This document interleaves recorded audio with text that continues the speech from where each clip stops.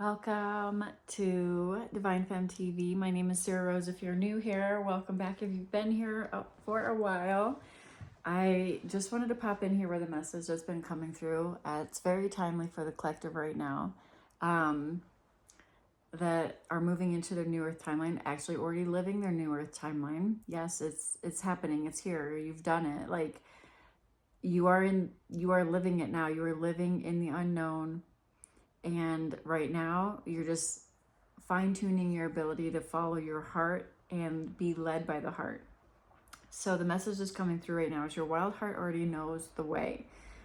You are being guided, and it's going to feel like a pull towards something that's really, that lights you up is what's coming through right now. There's likely something that you have to let go of that may be causing you a bit of anxiety, unease, or unsettledness, and that's because it's tied to the old identity and it gives you some kind of false sense of safety or security. And you trying to figure it out or trying to logically think your way through it is causing even more unease or anxiety. And so the message here is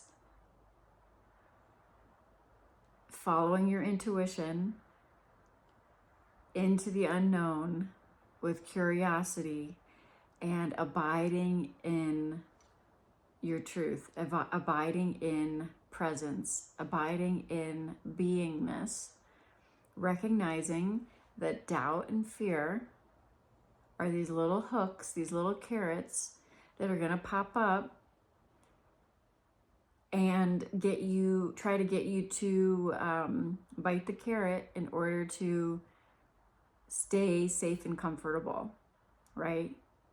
What appears to be safe and comfortable to the egoic mind, which may be the opposite of what your soul and heart are actually calling you towards, right? Because safe and comfortable doesn't mean joyful and happy and prosperous and abundant. It just means familiar.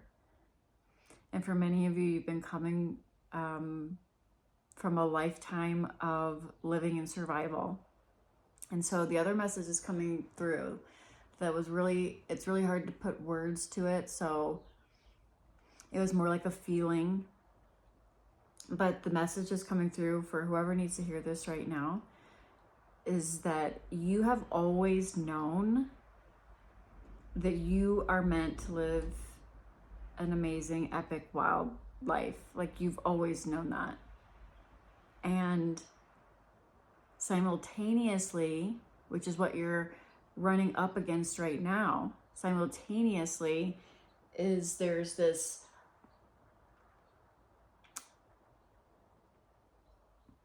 like underlying fear or underlying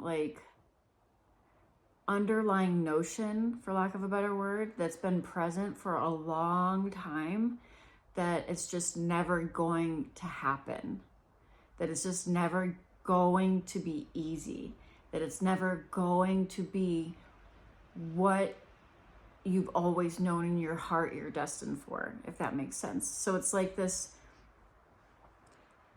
it's like your intuition and your heart know the way and have always known the way, and you have known for your whole life from a very young age that you are destined to live a life of greatness, and not from some egoic standards, just a life that is fully rich and true and authentic to you. And this is not an accident, because you are here as a new earth leader. So you wouldn't be resonating with this content if that were not true. And so you've always known this. And that simultaneously, because you've gone through so much suffering, literally, and so much, alchemy, and so much ancestral trauma, healing, and karmic cycles, and like closing those out, and just like so much, what's the word? So much, just struggling, and things just not being easy, and you having to work really hard. There's this underlying notion that you've been like aware of, that's like this little narrative, this little felt sense. And this is key, because this felt sense is what needs to dissolve. This little felt sense, this underlying notion that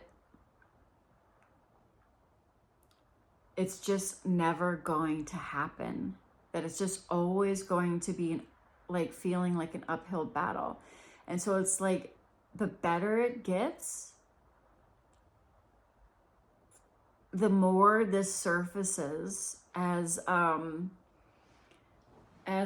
like a sense of unease, because you're not used to it. And this is coming up right now because you are moving into your receptive era. You are moving into full on feminine receptivity and being in your feminine essence and receiving through your feminine essence. I did a whole transmission on this. I'll try to remember to link it after this, or you can scroll down and just look at some of the titles, because I just did a transmission on this a day or two ago. So you're moving into your receptive era where literally receiving is part of your divine blueprint. You are meant to receive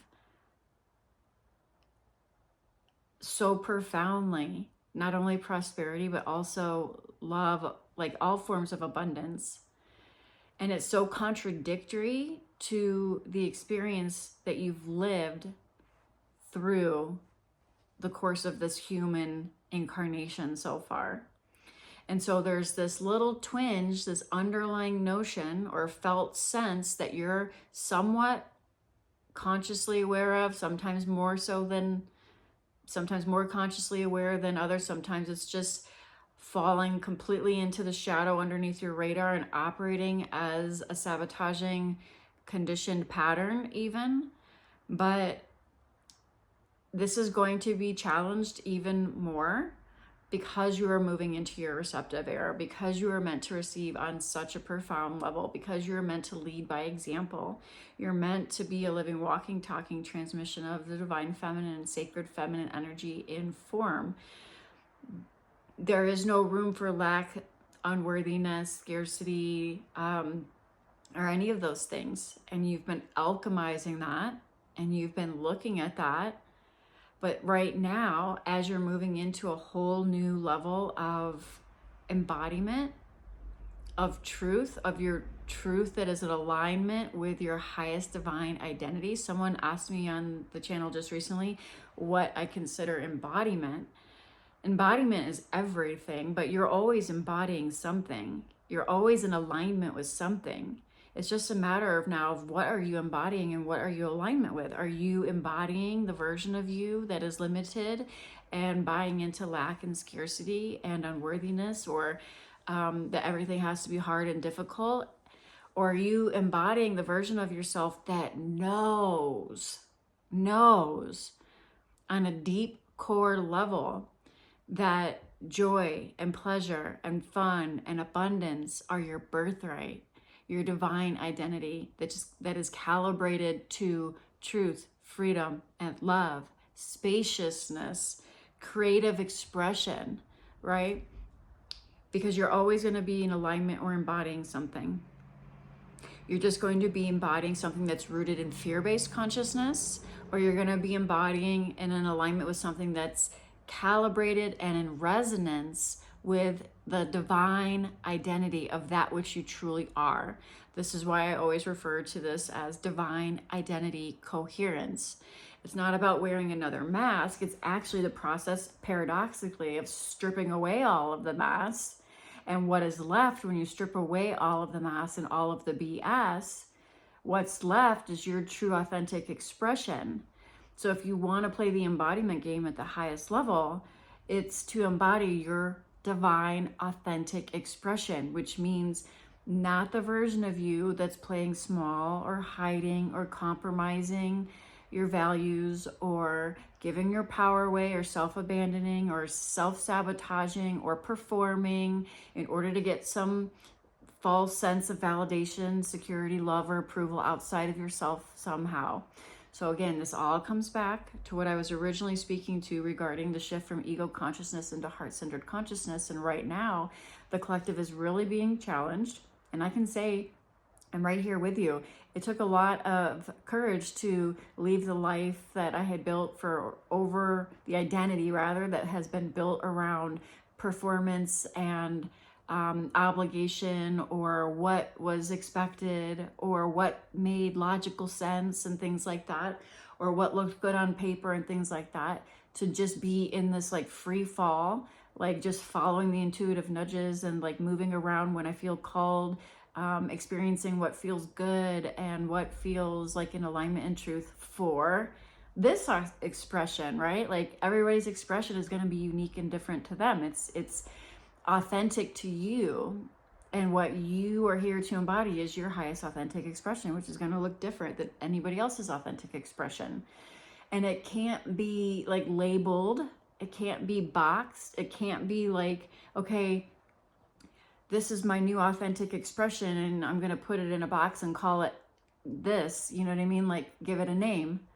That's just creating another mask. What you will soon realize when you shift into full heart-centered consciousness and you're just allowing yourself to be led in the unknown, following the heart-centered nudges and moving with curiosity and wonder and taking inspired action from anything that arises that feels good, that is calling you forward, you're going to see that like you don't want to box it. You don't want to figure it out. You don't want to try to like make shit make sense. Like you don't want to know.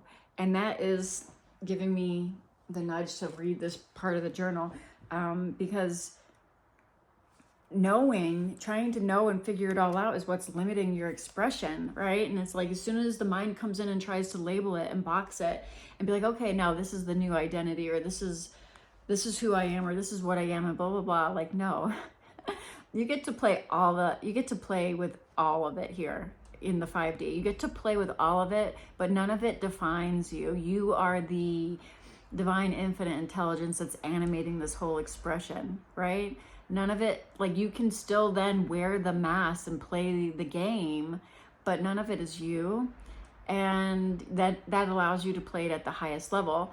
The mind is going to come in the back door and try to make sense of it and box it and put it into a category and label it. So then you can like compare it to other people or like judge it somehow and this and that. And that's all just what the mind does. So regarding knowing, I was just going to read from some of the notes here. This is actually a very advanced stage of shifting into heart-centered consciousness. If you're resonating with this, and that does not surprise me, because the collective that I'm talking to is leading the new Earth timeline. And you may also be landing on this and at some of the earlier stages, like the heart-centered purging stage, where all of the emotions are coming up and all of the, past memories and reconciling the fragmented aspects of self within. And there's still pieces of that, because there's no it's not a linear thing where there's like a line between these different stages, but it becomes more refined over time. And so this is more of a very advanced stage of awakening into heart-centered unity consciousness. And this is, I'm just going to read from my journal, because that's what I'm being called to do right now. And we'll see what comes up. There's a lot of good notes here.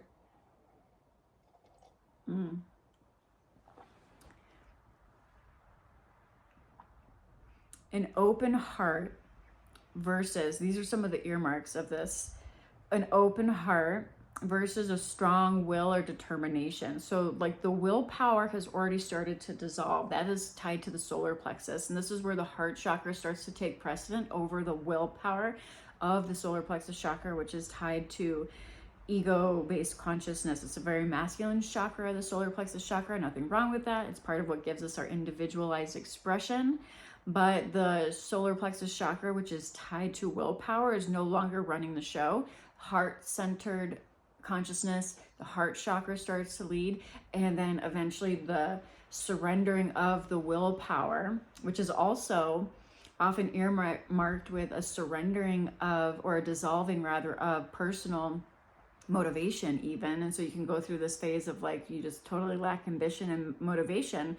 That's part of the solar plexus chakra, like coming into alignment with divine will. So it's not personal will leading the show anymore. Now it's divine will of the heart leading, and then the solar plexus egoic will, we don't get rid of that, but it kind of falls in line and supports the heart. Does that make sense? So you're still taking action, you're still externalizing in the 3D world through masculine action.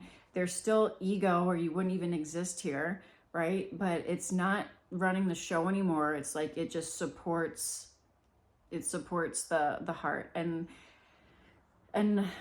I mean, we'll talk about like the no self shift and all of that. This is all like the complete dissolving of any sense of separation at all. And like, that's not what this transmission is about. So we're not going to talk about that right now at the moment. What was I talking about? Knowing, not knowing, and keeping things open. And keeping things open-ended. This is like when I answered the call to just move, and I didn't know that I was where I was going, or like how long I'd be gone or when I'd be back. You know, it's just like a journey, an adventure for an undefined amount of time to a destination unknown, just going with the flow of life. That's what's happening here right now. This keeping things open and not knowing is part of it, right? Like, I'll share more about my own personal experience in a second, probably, but let me get back to the journal really quick, because there was something else that was coming up. So not knowing and keeping things open as you are following the call from the heart. So it's more of a pull, right? You're not pushing anymore. You're not pushing, you're not forcing, you're not using strong willpower or determination to try to figure things out. You're moving into more of a receptive consciousness at this stage. Keeping things open, and recognizing here it's very potent to recognize here that creating from personal willpower is very much creating from an artificial way. And you will notice the more and more you are advancing in this shift into heart-centered consciousness, the more you hang out and try to force things in ego consciousness, or try to, like, you're very set with like certain set expectations and very specific outcomes and future projections, that things just don't work out, right? So at this stage, you're kind of giving up strong expectations, and you're more receptive to what is and receptive to the new, and you're playing in the curiosity of everything. So it feels like you're being pulled, and you follow the pull, you follow your heart intuition. It's not a pushing anymore. Does that make sense? My hair is all over the place. So I love that this is like a mirror at the same time, so I can do my my lipstick or my lip gloss. Okay. Where were we? Okay. So there's a stillness that also is earmarked in this stage, where you're operating more from presence and stillness. You're receptive, you're open. This is all as a byproduct of your heart opening, very much like a lotus flower, one petal at a time, just like I mentioned in the previous transmission. And this is also because of the masculine energy that's being integrated simultaneously, because there's a lot happening during this. It's not just like this one thing, right? The sacred masculine energy is holding the container now for you to slowly start to allow to trust yourself, right? And to take inspired, intuitive, guided actions, and to open to receive not only the wisdom of what actions to be taking, but also what comes as a byproduct of that, because you can't be blocked in receiving it. You know what I mean? Like, if you're blocked on the receptive side of receiving, like the byproduct of visibility, or the byproduct of your authentic expression, or the byproduct of, the cycle is not complete, right? So it's like, you can take the actions, for example. Like, I worked a lot with spiritual entrepreneurs in Sacred Leader Academy, and they could take the actions, but if they were blocked in their receptivity because they didn't feel worthy of receiving the clients or the money or the abundance on the other side of the actions that they were taking, the cycle wasn't complete. It's a cycle. Giving and receiving is a cycle, right? And so you're opening more to receive. And here's the thing. So you're open to openness, and you're open to more curiosity, and you're leading with this, right? Like you're allowing yourself to follow into the unknown. And one of my notes here says, you think something you desire is something that you know. And that's really like interesting to think about, because in actuality, like I didn't even know I wanted to be in Prescott, and here I am in Prescott, and it's like perfect. My mind is blown how beautiful it is here, and that I lived in Scottsdale for 27 years and I never figured this out. Every time I went on vacation in Arizona, it would be to like Flagstaff or Sedona or something like that. And I'm like, this is actually like, it's literally been a dream come true. It's exactly what I wanted. It's better than what I expected. It's blowing my mind. Even when I just get in the car to go run some errands or go to the grocery store, I'm like, how did I not figure this out before? Like, how did this exist for almost 3 decades and I never figured this out? And like now I'm randomly here, and it wasn't even on my radar when I was trying to figure out where I thought I was moving to. And I just ended up synchronistically working out that I landed here in Prescott as one of my first stops. So the moral of the story here is that you just,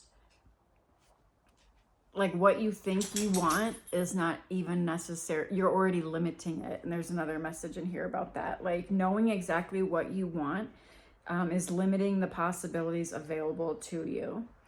So being still and listening to the whispers of the heart and your intuition and open to receive, it's not going to make logical sense. It's not going to be what you're thinking about. It's not based in rational thinking and the mind and, you know, all of that kind of stuff. It's the heart whispers and the heart guides very subtly. It's very grounded energy.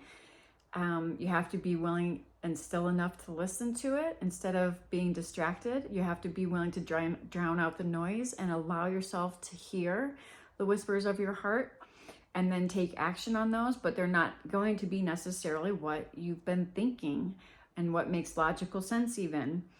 So this is really key. I don't know who needed to hear that, but, and then there was something else I wanted to mention that popped up when I opened this.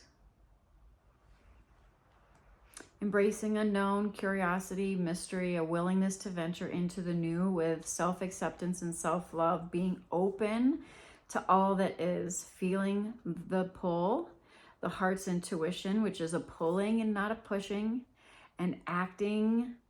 And you don't, here's the thing that's really, this was a challenge for me for a while, a long while. Don't act until you sense that it is appropriate to act. I'm very much someone that can act very fast, and I've created a lot of great things from that, but there's really great transition into sitting with something that's coming through and acting when it feels appropriate to act, right? And even playing with the YouTube channel that you're watching this on right now, like, really being able to tune into when it feels appropriate to show up and when it feels like force or performance. And so you'll notice that there's been times where I had taken like a whole month or 2 off, and that was because I was honoring the fact that I was not willing to show up in performance anymore. I wasn't willing to show up because of some algorithm. I wasn't willing to show up because what happens if I don't. I wasn't willing to show up, and I love showing up here, right? I love showing up here. When I would post a video every once in a while, people would say like, "Oh, I missed you. Where'd your videos go?" and things like that. You know, me being able to show up and channel and things like that, that's where I get lit up the most. And I've been doing that for a long time in many different ways. You know, YouTube, podcasts, Instagram, live streams, series that would be like a whole year series, like the last 365 days and things like that, where I would be showing up 5 days a week. And those were not work. They were play and fun and joy. But when it stopped feeling like play and fun and joy, and it started feeling like performance, especially as I personally is moving through a lot of this, dropping the performance identity and moving into new earth frequency and recognizing what's in alignment and what's not in alignment, and not being willing to show up, not needing anymore like the validation or, you know, visibility for the sake of visibility or anything like that, right? Like I could have like 3 people watch this video. I mean, of course, I want the message to go out to as many hearts and souls that would benefit from this message. And that is always the intention that I put into things, is like, I always want whoever's meant to hear it to hear it. And that goes with anything that I create. There's a high level of divine intention that goes into anything that's worth creating. But I don't need the validation and the likes and all the things, even though I love everybody's comments, right? There's not an attachment to it anymore. Now I just get to do it for the love of doing it, because it feels good to do it, because it feels good to express. And when you open up into heart-centered creation, and you're devoted to being a divine channel of love and light, and you're devoted to the calling that's on your heart, and you're surrendered to the divine will, and you're open and receptive to whatever wants to come through without trying to force it or manipulate it or anything like that, and just allow it to flow, guess what happens? You create like this like portal where divine is like, okay, and then like all of a sudden it's like your creativity goes through the roof. And it doesn't feel like performance anymore, because it's not, because it's just truth coming through. It's just expression that wants to be expressed through this vessel, right? And it's beautiful because it doesn't feel like force or efforting, right? So I don't know who needed to hear that. But embracing the unknown, curiosity, mystery, willingness to venture into the new with self-acceptance and self-love, being open to all that is. And so this is like, I really put myself in this like as a living, as like this is the life right now. Like it's just completely being open to all that is. It's like, we're just going to do this. We're just going to do this, because my soul, I say my soul, but I know it's not my soul. Like I don't identify as this human, even though this is the language that's being used right now, right? It's like, this vehicle, this body, even the soul, like the body exists within the soul. Everybody thinks the soul is like in the body. It's like your soul and everything like emanates out beyond the body, and all of that is within this awareness. So this awareness is now like this spaciousness is now like playground, right? Everything is a playground, and it all gets to like express however it wants to express. And there's like a lack of judgment there on how it's supposed to be, or what I should be doing, or this or that, right? And so there's still identification there, obviously. But there's different levels. I think my battery's about to die, because I don't know what's happening. I think my battery's dying. I better stop this. Okay. Sorry, my phone was dying, so I'm not sure where I left off. I had to run downstairs and get some popcorn while I charged my phone. I believe I was talking about identification. Yeah, like there's this joke, right? That you're enlightened until someone knocks on your door, and then you're like, you can get sucked into identity. So it's like this ebb and flow. That's part of this process of like ebbing and flowing. As you live and abide more in divine presence and the essence of being that you are. But if someone knocks on the door with a package and says, hey, I have a package for Sarah, I'm going to be like, yeah, that's me. You know what I mean? But you're playing this game at a much higher level of awareness, and you're aware that that's happening. The awareness is aware that this is happening. Yeah, I'm not going to go into that too much more right now. I'm going to keep this focused on heart-centered creation. There was something else I wanted to share really fast. Slowing down is a key part of this too. So like not allowing yourself to be caught up in all of the distractions, so you can slow down and listen to the call of your heart, which is going to be in whispers. The ego is very loud, the heart whispers, right? So slowing down, and then the challenge of not doing right away. I think I was touching on this right before the video stopped before I cut. That this was a challenge for me for a while, of not doing for the sake of doing, or for the sake of feeling obligated, or feeling like I should, what made sense, what was logical, what would happen if I didn't. Like all of that action energy, you kind of go through a phase before you get into like fully creating from the heart. You go through a phase of undoing the performance identity and taking action for the sake of action. So everything is reversed from what you've been conditioned and from how the world operates, right? The world operates off of do more, so then you can have more, so then you can be more.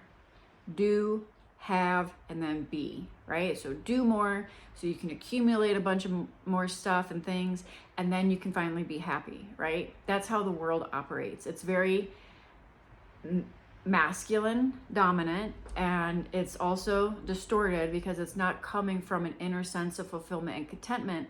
It's seeking outside in the external world and doing first, and everything's opposite here. When you move into heart-centered creation, that kind of unwinds, right? Like this need to do.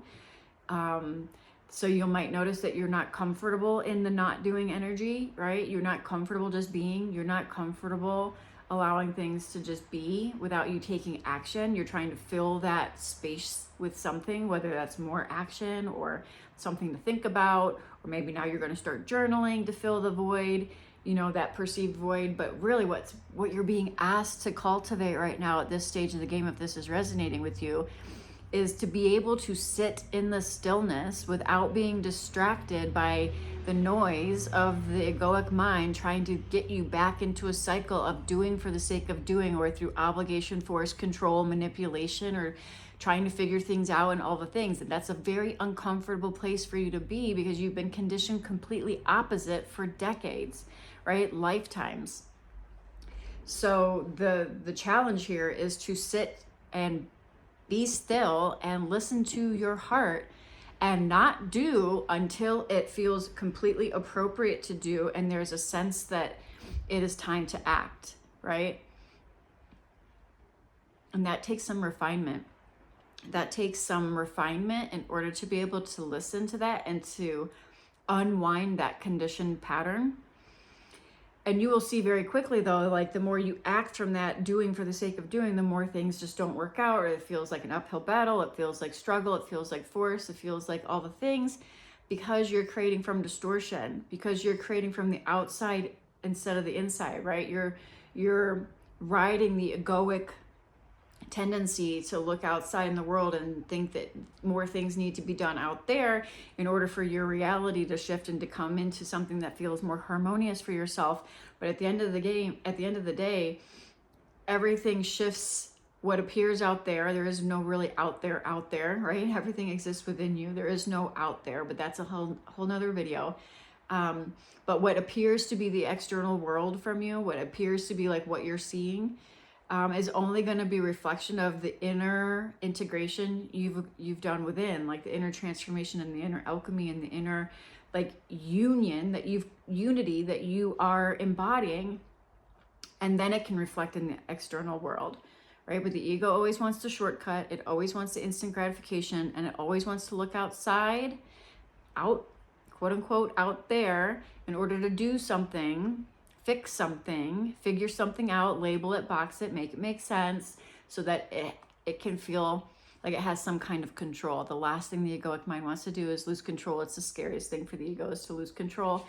And by trying to figure it out, fix it, and label it, and take action, and all those things, it's literally fear masked as responsibility, or masked as accountability, or masked as all of these different things that society will tell you need to be doing. And you may be telling yourself this as well. Like, you will be telling yourself, well, you're just being lazy and blah, blah, blah. So you're going to go through this uncomfortable phase where you're being deconditioned and deprogrammed to not have to do before you be. You be first. So everything is opposite. You be, and then action comes from that, right?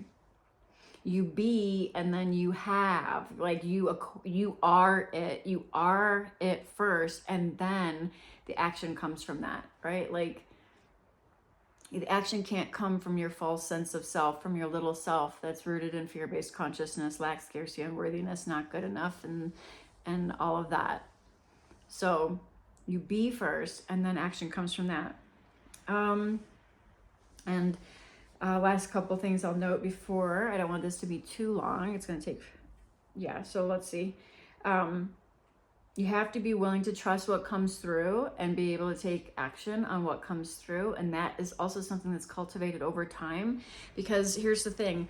When you're used to self-abandoning or betraying, which is just a natural thing, that part of the human condition that is rooted in separation consciousness, right? Every time, there's many different ways that one can self-abandon, or, you know, and so we won't go into that in this transmission, but the more you do that, you send a message that you can't trust yourself, right, to your subconscious, and you can't trust life, or you can't trust others, or you can't trust your your intuition and things like that. And so until you're able to start to cultivate a sense of inner trust, you won't be able to act on your intuition as easily, because the fear is going to override it, because you haven't been. This is where the first transmission that I shared on the shift from ego consciousness to heart consciousness comes into play, because there's a recognizing of the shadow aspect, and alchemizing that. The more you run from it, and the more you try to put a coping mechanism on it, or the more you self-abandon in the to get some kind of external validation or approval and things like that, the more you're going to reinforce that you can't trust yourself. And if you can't trust yourself, you're not going to take intuitive action. You're not going to have the strength and the courage to actually get outside of the gravitational pull of your conditioned patterns. You have to be willing to trust yourself. And this is something that is cultivated over time by making sovereign choices, having healthy discernment.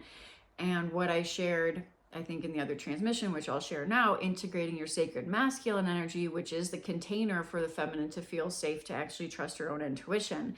The sacred masculine energy in you is integrated when you're able to hold that container and feel safe to trust yourself, right? Because you have healthy boundaries, because you say yes when you mean yes, because you say no when you mean no, right? So it's like the death of the people pleaser, and that whole shadow side that is always giving and under receiving, and leading from an empty cup, and doing all of these different things that are a form of self-abandonment. As those energetic leaks are plugged and you come more into sovereignty, self-sovereignty, you can begin to trust yourself more. And when you trust yourself more, then you're actually able to take courageous faith-based action into the unknown, based on what your heart is calling you towards. And prior to that, it's going to feel really difficult to do that, and you will stay a byproduct of the conditioning, right? I hope that makes sense. Yeah, one of my notes here right before we end it is releasing control is where all the magic happens. Releasing control equals all the magic. And life will give you, your 3D reality is going to give you everything you need to take the action. So you don't have to worry about the action, because the action is going to be presented to you. I mean, once you play this game a little bit, you understand that you can see that life is always giving you exactly what you need to take the appropriate action. When you become aware at this level of the game, you've been playing this game long enough, and you've seen and you've experienced, because I know who I'm talking to, that life is always going to present to you the perfect mirror for you to take the right actions and make the sovereign choices and choose differently. So the actions are already going to be able to are going to be presented, and your intuitive nudges, your heart-centered calling, is going to become more loud as you move through this process of awakening to heart-centered consciousness, right? Because the ego voice is really loud at the beginning, and it gets smaller. The personal will starts to surrender to divine will. Even like you go through, like I said, the motivation and everything starts to, and ambition and all that kind of stuff, like personal willpower, everything tied to that kind of like dials down to the point where you can feel like you just slipped into a void of like zero ambition even. And it can be very startling to the ego, especially if you're used to being someone who's very, ambitious by nature. But it's like the strong will and the determination, and willpower is not meant to drive the train. Willpower is not sustainable. Willpower will burn you out. That's very masculine dominant, and it's not meant to lead. What's meant to lead is your heart. And so as that begins to take center stage and the egoic control subsides, the personal will surrenders to divine will, and you're releasing the need for specific outcomes and expectation around certain things, and you're surrendering more to what is and open to the unknown and the curiosity, and you're moving into more receptive consciousness, then this is where the magic happens, because this is where the soul, this is where like the divine infinite intelligence that animates your soul, which is all part of the one and expression of the one, gets to play unencumbered by the restrictions of the fear-based mind and the fear-based programming. And so you no longer have to run the same scripts and conditioning that you were running your whole life. And this is where the magic happens, when you are able to take intuitive, heart-centered guidance, and you're willing to take action on that from a pure heart-centered place, not from an egoic, fear-based place, right? This is where your life will just be like a sea of synchronicity, one after the other, and things will start popping into your experience, and it'll feel like magic, which is one of the other videos I just put out there. You can scroll through the titles if this resonates, because this is where a lot of the collective is right now. And so, but you have to be actually able to take action on the intuitive guidance and trust yourself and trust the divine infinite intelligence that's running the show and animating your vessel, and trust the calling of your heart. And that trust takes time to cultivate, and it has to be anchored in the body. It has to be fully anchored in the body. The trust has to be anchored in the body. It can't just be like some airy-fairy thing of the mind. It's not grounded, it's not rooted, right? So I think you can feel this if you're with me right now. Like, if you're just trying to trust, but you're not fully anchored and grounded in your nervous system and in your body, it's just gonna feel like airy-fairy trust of the mind. It's just all conceptual, and it's all still very fear-based and rooted in duality and separation consciousness. It's not rooted in the inner knowing that your soul is speaking to you, right? And your soul is also still rooted in separation consciousness. It plays the game of duality and reincarnates, and has like obviously pulls towards certain things, right? Spirit, however, is like the backdrop of all of this, which is your true nature, right? Which the soul gets to play within, right? So that's another video that I will save for another day. But if there's any parting words that want to come through, what wants to come through? Aside from trust and surrender. Trust and surrender being the name of the game here at this stage, if you're listening to this. And I will leave you with one quote. It's kind of like a little statement, which unless it is fully embodied, really doesn't mean anything. But this used to be part of my yoga nidra practice. I open my heart completely and surrender fully to what is. I open my heart completely and surrender fully to what is. Let's say it 3 times, because 3 times is always the charm. I open my heart completely and surrender fully to what is. And just take a deep breath and let that land. And if you've resonated and made it this far, go ahead and drop it in the comments. I open my heart completely and surrender fully to what is. And I can't wait to hear all about the magic and miracles that you didn't even know were going to be popping into your experience as you fully open your heart to receive, stepping into the unknown courageously, playing and creating as you feel called, and releasing the outcomes and the expectations, and allowing life to surprise you in the most magical and amazing ways. So I hope this finds you well, and until next time, namaste.